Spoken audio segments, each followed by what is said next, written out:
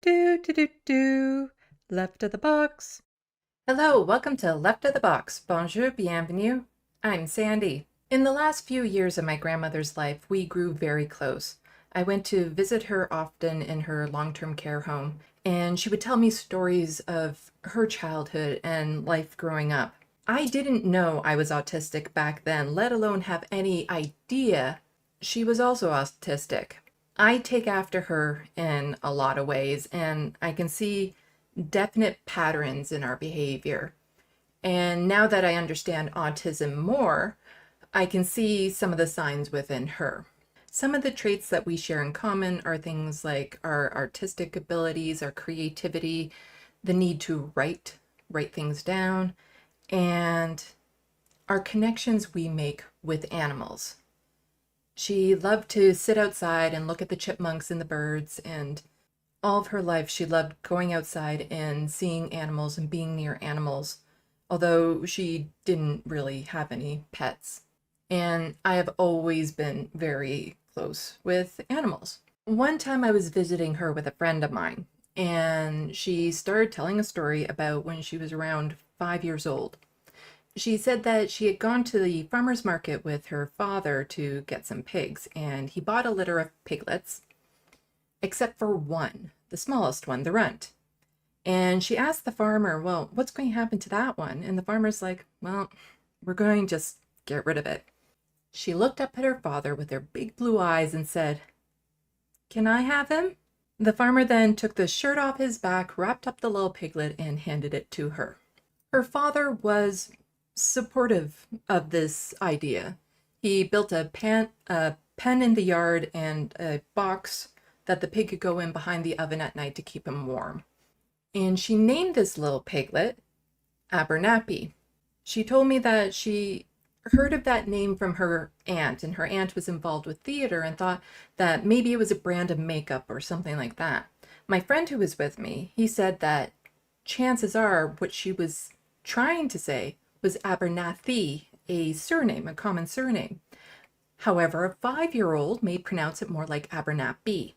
So she would come home after school and say, Abernapbie, Abernapbie, and the little piglet would come running up to her, and she really loved this little pig. Her mother, her mother was quite abusive from some of the stories that she's told me. Let's just say more than what was common for what people deem as acceptable for that time. And her mother would always threaten to stomp on the pig's head and things of that sort because her mother despised the idea of having this little pig as a pet. And I guess, like part of it is understanding that, she was never consulted about having this little piglet as a pet, and it's a farm animal. And so I can understand her not wanting it, but the violence that she kind of put into how to get rid of it was the more disturbing part. Well, one time my grandmother came home after school and said, Abernapbie, Abernapbie, but the little piglet didn't show up. Now, back in those days, the butcher would go around to the different farms to do some of the butchering of the animals. And my grandmother found out that the butcher had been by their house that day. Even at her young age, she was able to put two and two together.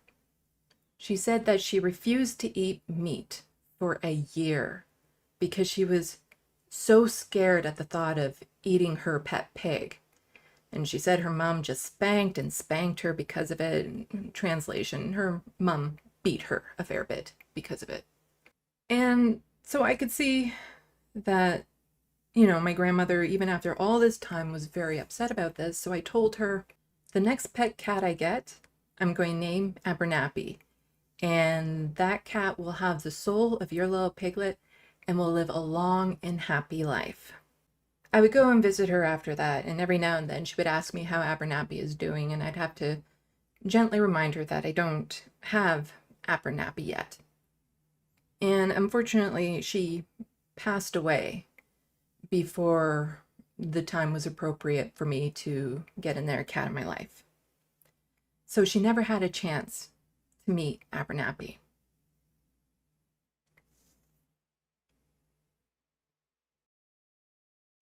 Well, I'd like you all to meet Abernapbie. He's usually a bit better than this. He was on the desk earlier and like totally screwed up this keyboard and everything. Can you look into the camera, sweetie? There you go. Oh, just a beautiful, beautiful kitty. After Tulip's passing, I wanted to wait a bit until looking for a new sibling for Frodo because I still got the feeling that Frodo very much wanted a sibling. And so online, I went to the different rescues and I saw a picture of that cat, and there was just something about the energy of him that I fell in love with. I didn't even realize it at the time that he's a Bengal mix. I thought that he was just a really nice looking tabby cat. He is only 6 months old and already he's quite big. But while I was in the process of inquiring about him, there were some delays, and since he's only 6 months old, I think the rescue was a little reluctant to maybe want to adopt him out to me because a lot of the rescues have rules that if you're adopting a cat under 9 months, you have to do it in pairs or have another cat that's around that age at home for their own developmental well-being. And so I told the rescue that I'm open to adopting a third cat, but that cat would have to have this, this, and this, and this in order for me to really consider it. And so I kept looking.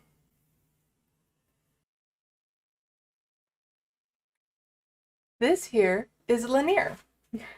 He is 4 months old that I got from a different rescue. Look at the camera.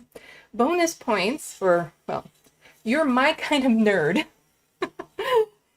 if you know the reference. And so I was able to adopt both of them from the different rescues, and they became fast friends. They cuddle together, they play together, and that's part of the reason why I haven't been online a lot recently. The stress of trying to look for a cat, adopting a cat, making sure that they settled in really took a lot out of me, and that's really about the only thing I've been able to focus on for the past couple weeks. But the two of them are just complete bundles of joy, even though at times they are so annoying because they're playing in the middle of the night, sometimes like right on me and stuff, but they also have these wonderful quirks that go on in how they play, and they're both super affectionate, and one of Lennier's favorite places is to sleep on my lap, and they're great. Part of the reason why this process has been so draining, looking for a cat to adopt, is looking at how many cats are available to be adopted. I met a couple other cats that I just didn't feel like would be a good fit here, and it just breaks my heart because a lot of them are very affectionate, loving, deserving cats. They all deserve a good home. Like, even when I went to see Lennier, he was in a room with other kittens, and his sister just crawled up on my lap right away. Like, her and Lennier were the only two kittens to pay attention to me in that room, and I have to use every ounce of control I have right now to not go and adopt her as well. I don't have the budget to adopt another cat, and having 4 cats in-house is a bit much. So people, please, please, please, if you have cats, get them spayed and neutered. There are far too many cats out there in need of good homes. I'm also going to put information about the 2 rescues I got those cats from, so if you would like, you can go check them out, maybe adopt from them, maybe give them a donation as well. So those will be in the description box below. But so far I have no regrets getting them. They are just the sweetest, most adorable things, and I'm going to be posting videos and pictures of them. So if you like kitty cats, be warned, you're going to get a lot of them, especially since Abernapbie and Lennier like to curl up together a lot, and it's just so cute. If you would like to help me spoil these 2 boys, I have added things to my wish list, which is linked below. Lots of fun cat toys. A cat tree would be very handy, but I want to spoil them. They deserve it. They're sweet cats, and I feel like they're going to be bringing a lot of completeness to my life. And speaking of my wish list again, I'd like to thank the 2 people who recently got me something from there. the person who got me a new wireless mouse, which I'm so grateful for because the other mouse that I had was acting up and I was ready to defenestrate it. It was just such a pain, and this one is working like a charm. And another person got me the lavalier mic set kit for interviews. So it's 2 lavalier mics that connect to a Y connection that goes into the phone, which will make in-person interviews so much easier. So thank you so much for that as well. I have lots of items on my wish list. Please go check it out. Some are related to my art, some are related to the YouTube studio, and now there's some related to my cats. Now that things have calmed down and the cats have been settling in and I now feel like I can leave them alone for periods at a time, I will hopefully be able to get back to my regular YouTube videos. I've been, like I mentioned in the last one, I've been in a bit of anxiety well that I'm still trying to get myself out of. ADHD, depression, autism, all of that mixed together. I'm trying. I have some really interesting video ideas that I have in mind that I want to work on, as well as just covering the regular Canadian political news, like how horrible Doug Ford is and his whole cabinet, and how Pierre Poilievre is gaining popularity, which I kind of figured he would, even though other people were saying he wouldn't, but I said that he is a real threat from the get-go, and I stand by that. So tune in to Left of the Box for more Canadian politics with sarcasm and sass. You can find me on the X, formerly known as Twitter, which I still want to call Twitter because it's just habit, and deep down I'm really hoping that something will happen and somebody will take it over. But given the recent news of it, I doubt that's going to happen, just given as to why Elon bought it, which is a video all in its own. Anyway, I'm starting to ramble because none of this was scripted, and this is what happens when nothing is scripted. So I will be hoping to try a live stream soon. There is something I want to talk about that doesn't need a lot of prep, so I can do that. But I can't bring anyone onto my show until I get a second webcam. Anyway, thank you so much for tuning in. For all of you who have stayed this long, enjoy this cat video. Salut, à la prochaine. Thank you for watching and stay tuned. I'm Sandy, wishing your tomorrow is better than your today.